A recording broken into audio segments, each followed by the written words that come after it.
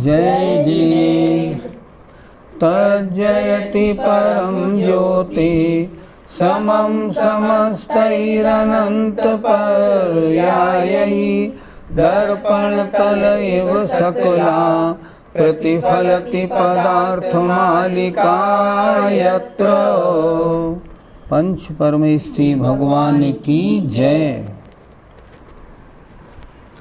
हिंसा के फल की विचित्रता बहुत अच्छी तरह समझाई जा रही है।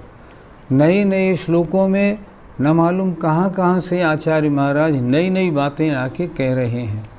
देखिए इस अगले श्लोक में कितनी अच्छी बात कही जा रही है। एकः करोति हिंसाम् एकः करोति हिंसाम् भवन्ति फलभागिनो बहवः भवन्ति फलभागिनो बहवः बहवो विदधति हिंसाम् बहवो विदधति हिंसाम् हिंसा फलभोग भवत्येकः हिंसा फलभोग भवत्येकः। बोलिए एक करोति हिंसाम् भवन्ति फलभागिनो बहवः बहवो विदधति हिंसाम् हिंसा फलभोग भवत्येकः। एकः एक व्यक्ति करोति करता है हिंसाम हिंसा को और भवंती होते हैं फल भागिनो फल भोगने वाले बहवः बहुत लोग। कितनी विचित्रता है। क्या कह रहे हैं? एकः करोति हिंसाम एक व्यक्ति हिंसा करता है और फल भागिनो उसके फल के भागी बहुभव माने बहुत होते हैं। अब दूसरी बात इससे उल्टी, बहुवो विदधति हिंसाम बहुत जीव बहुत जन हिंसा करते हैं और हिंसा के फल को भोग माने भोगने वाला भवति माने होता है एक व्यक्ति।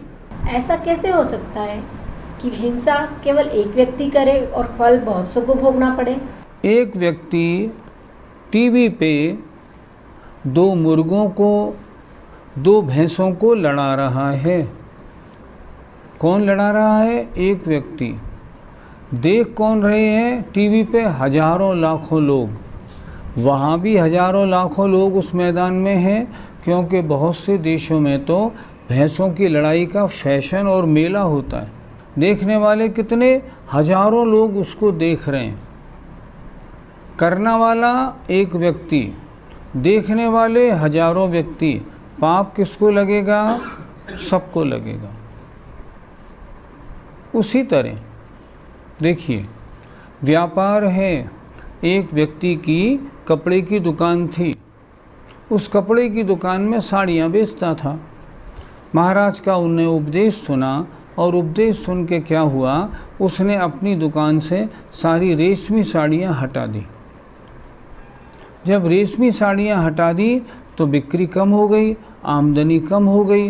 जब आमदनी कम हो गई, पत्नी को खर्चे का पैसा कम मिलने लगा। सब घर वालों को भी उस कमी का अनुभव होने लगा। एक दिन सब जने मिल के बोले कि नहीं, आपको ये काम तो करना पड़ेगा। आप रेशमी साड़ी रखो और बेचो। मजबूरी थी बेचारे की और बेचारे को लाके बेचनी पड़ी। रेशमी साड़ी बेचता कौन? एक व्यक्ति। और रेशम के व्यापार करने का फल कितने को मिलेगा? उन सबको मिलेगा। इसलिए एक हिंसा करे और कभी फल बहुतों को भोगना मिले, ऐसा भी होता है। बहुत लोग हिंसा करें और फल एक को ही मिले, ये कैसे हो सकता है? उदाहरण से समझते हैं। एक राजा ने अपने सेनापति को कहा, इतने सैनिक ले जाओ और सामने वाले राज्य में हमला कर दो, उसके राज्य के सारे लोगों को मार दो और आग लगा दो। वो सारे सिपाही, उस सेनापति उन सारे सिपाहियों को लेके गया और वहाँ जाके उसने हिंसा करना प्रारंभ कर दिया। हिंसा करने वाले कितने लोग? बहुत सारे। फल किसको लगेगा? राजा को, क्योंकि उसकी वजह से ही तो हुआ। कराने वाला कौन? कराने वाला वो, और वो बैठा बैठा सब देख रहा है, सब सुन रहा है और बड़ा हर्ष विषाद में डोल रहा है। सैनिकों को कोई लेना देना नहीं, वो तो बेचारे कर्मचारी हैं, लेना देना है राजा का। इसलिए बहुत लोग हिंसा करें, फल मिलेगा एक को। अच्छा, दूसरे उदाहरण से समझते हैं। मान लो किसी व्यक्ति का ईंटों का भट्टा है। ईंट के भट्टे पे मान लो 100-200 आदमी काम करते हैं और उसमें तमाम ईंट के भट्टे में सारे कार्य करने में बहुत हिंसा लगती है उस व्यापार में। अब उस व्यापार में हिंसा करने वाले लोग तो हैं बहुत सारे, फल किसको लगेगा? एक को, जो उसका मालिक होगा। फ्लोर मिल, आटा मिल है, आटे मिल में सैकड़ों आदमी काम कर रहे हैं, आटे में हजारों जीव पीसे जा रहे हैं, बहुत हिंसा का काम, करने वाले काम सैकड़ों, फल किसको मिलेगा? एक को। बिल्डिंग बनाने का काम है, ज़मीन खोदी जा रही है, पानी डाला जा रहा है अनछना, और उसमें तमाम पाप का काम लग रहा है। पाप के काम करने में हजारों आदमी लगे हुए हैं, फल किसको लगेगा? मालिक को। इसी तरह कहीं एक व्यक्ति करे, फल सबको लगे, और कहीं बहुत सारे व्यक्ति करें, फल एक को लगे। वास्तव में फल किसको लगता है? जो या स्वामी होता है। फल किनको मिलता है? जो उसके फल भोगने में अपना राग रखते हैं। हमारे पापा रिश्वत लाते हैं, रिश्वत लाने से हमें बहुत आनंद आता है। रिश्वत लाने के पाप का फल जितना आनंद करने वाले हैं सबको लगेगा। अगर कोई कर्मचारी अपने मालिक के यहाँ चोरी करता है तो उस चोरी करके जितना वो लाता है वो सबको देता है, तो क्या होगा? उसका फल जितने भोगने वाले हैं उन सबको लगेगा। इस तरह हिंसा के फल की बड़ी विचित्रता होती है। पंडित जी, हिंसा कितने प्रकार से होती है? हिंसा 9 प्रकार से होती है। मन से, वचन से, काय से, और कृत से, कारित से और अनुमोदना से। अर्थात मन में हिंसा के भाव होना, मन से हिंसा। हिंसा के लिए बोलना, वचन से हिंसा। शरीर से हिंसा करना, काय से हिंसा। स्वयं करे तो कृत से हिंसा, दूसरे से कराए तो कारित की हिंसा, और करने वाले की अनुमोदना करे तो अनुमोदना वाली हिंसा।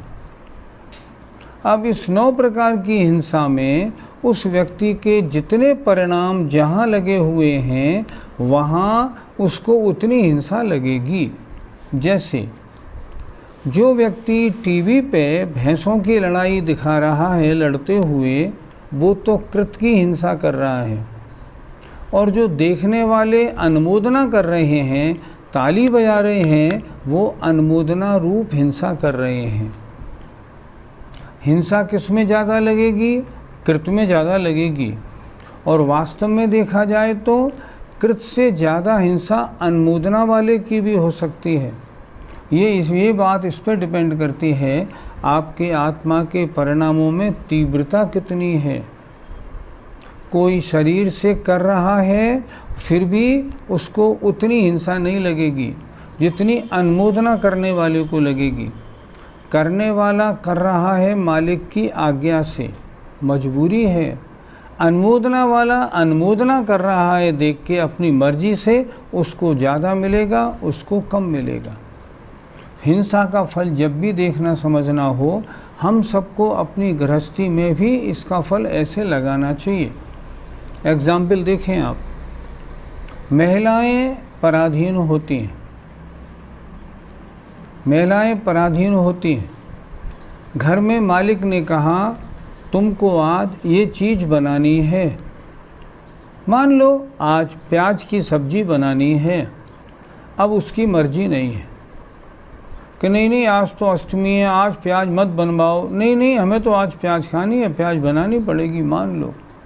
अब क्या करें, उसको बनवानी पड़े, वो बनाएगा, लेडी बनाएगी, लेकिन बनाने में फल कैसा लगेगा? यद्यपि करने वाली है, फल लगेगा बहुत थोड़ा। और जो करने वाले नहीं हैं ना, खाने वाले हैं, उन्हें फल लगेगा बहुत, क्योंकि उन्होंने बनवाई है। यहाँ हिंसा में सारा खेल परिणामों का है। एक हमारी रिश्तेदार महिला थी, उनके यहाँ हम एक दिन गए तो वो हमारे सामने बैठ के रोने लगी।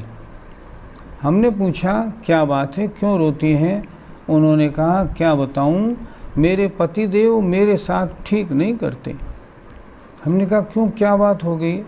बोले रात को 9 बजे वो अपने दोस्तों को ले आते हैं और हमसे कहते हैं इनको दाल रोटी चावल बना के खिलाने हैं, आज मीठे नमकीन चावल बनाना। अब सोचो रात के 9 बजे मैं जैनी धर्मात्मा, मैं कैसे बनाऊं ऐसे काम? तो मैंने कहा फिर आप करती क्या हो?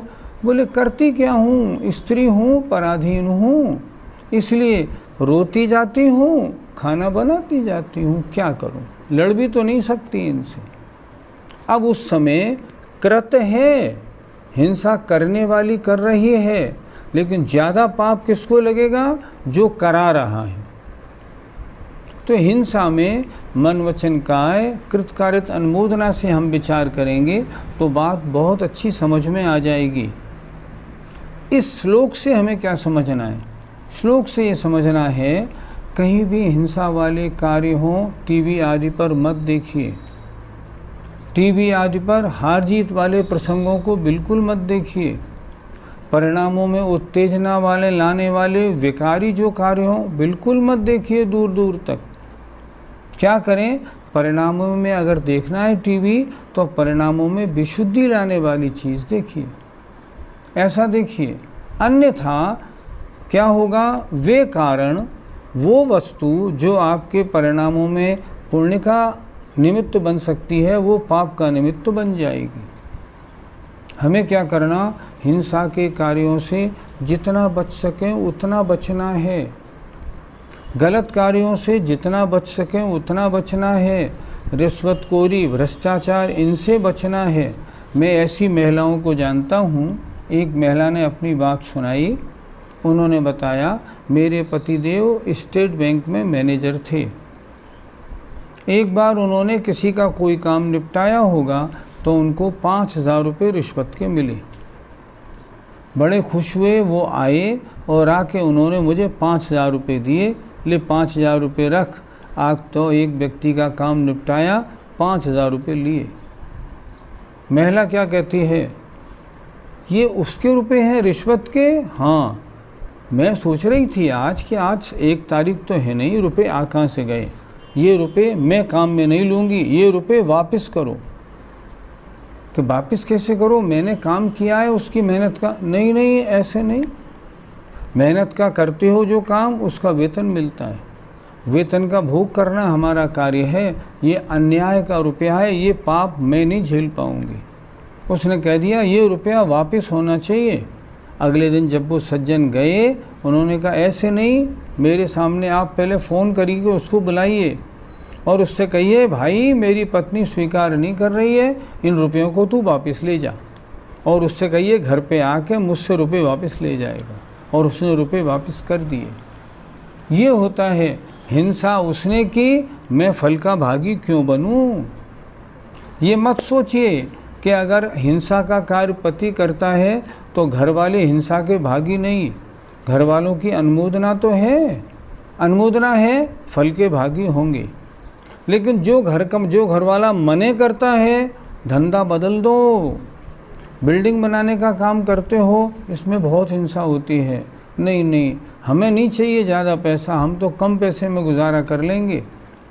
करने वाला हिंसा वो, लेकिन जो और उसके जो उसके आश्रित है ना, उनमें जिसकी अनुमोदना नहीं है उसको उसका पाप नहीं लगेगा। इस तरह ये हिंसा का मामला अपने अपने परिणामों के अधीन है, इस पर खूब विचार करना चाहिए। हिंसा के बारे में अगला श्लोक बहुत महत्वपूर्ण। एक हिंसा का कार्य, किसी को उस हिंसा के कार्य से हिंसा का फल मिल रहा है, किसी को अहिंसा का फल मिल रहा है, ये कैसे होगा? देखें जरा।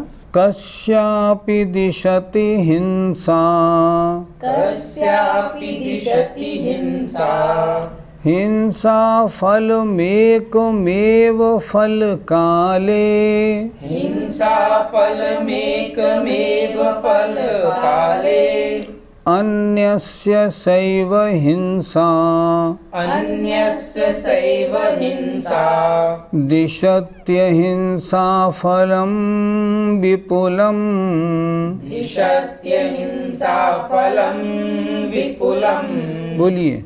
कस्यापि दिशति हिंसा, हिंसा फलमेकमेव फल काले, अन्यस्य सैव हिंसा, दिशत्यहिंसा फलं विपुलम्। कस्य अपि, किसी को भी, दिशति देती है, हिंसा हिंसा, हिंसा फलम, हिंसा के फल को, एकमेव, एक ही फल काल में,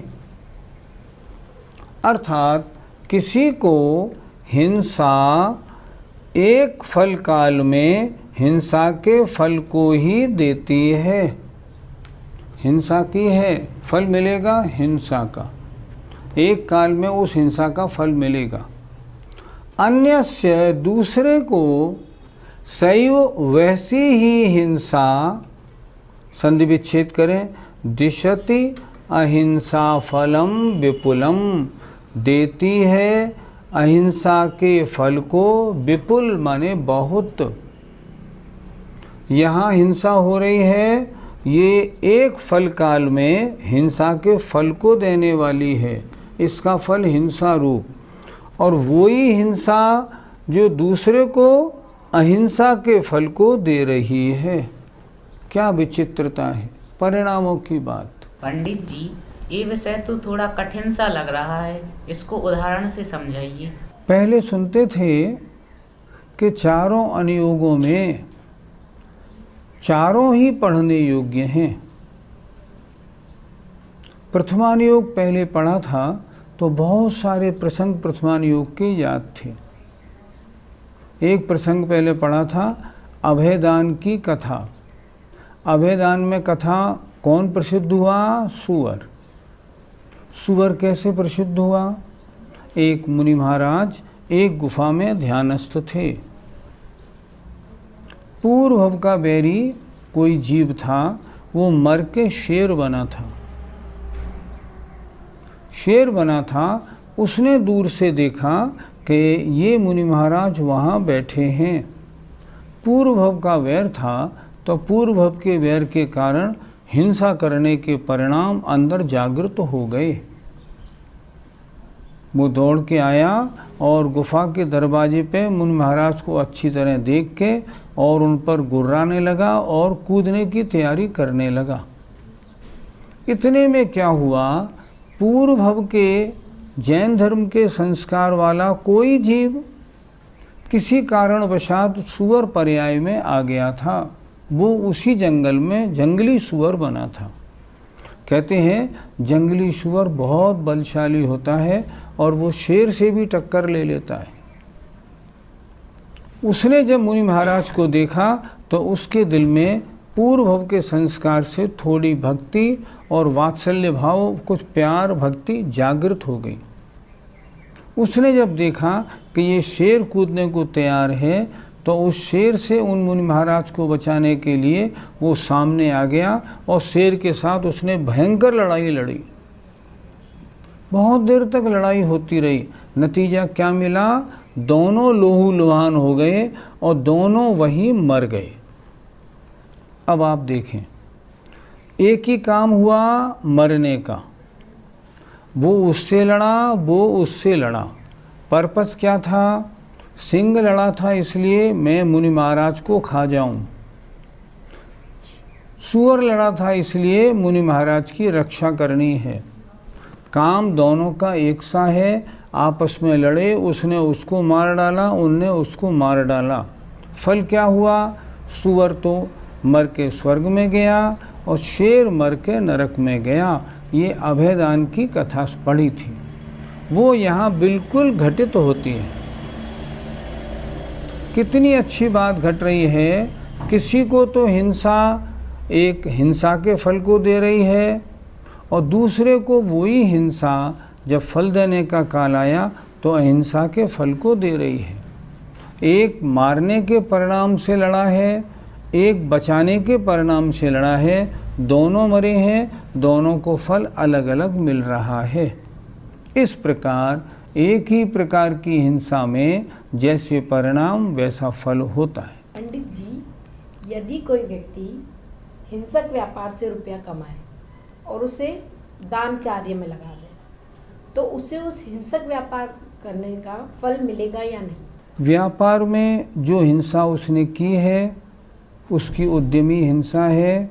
उद्यमी हिंसा के अनुसार उसको उसका फल ज़रूर मिलेगा, लेकिन उसको उतना फल नहीं मिलेगा अगर दूसरा व्यक्ति वैसी फैक्ट्री चलाता हो और उससे प्राप्त रुपयों को खूब भोगों में लगाए।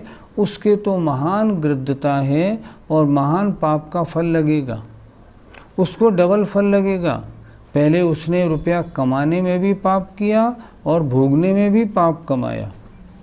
जिसका व्यापार हिंसक है, लेकिन अगर वो रुपया दान में लगाता है तो व्यापार की हिंसा का फल तो मिलेगा, लेकिन जो दान में रुपया लगाया है उसके फल स्वरूप उसका वह पाप का फल उतना तीव्र नहीं होगा जितना पहले वाले का होगा। आचार्य तो कुछ और ही लिखते हैं। आचार्य तो बड़ा स्पष्ट लिखते हैं, त्यागाय श्रेयसे वित्त मवित्त संचिनोति यः स्वशरीरम सपंकेन स्नास्यामीति विलिम्पति।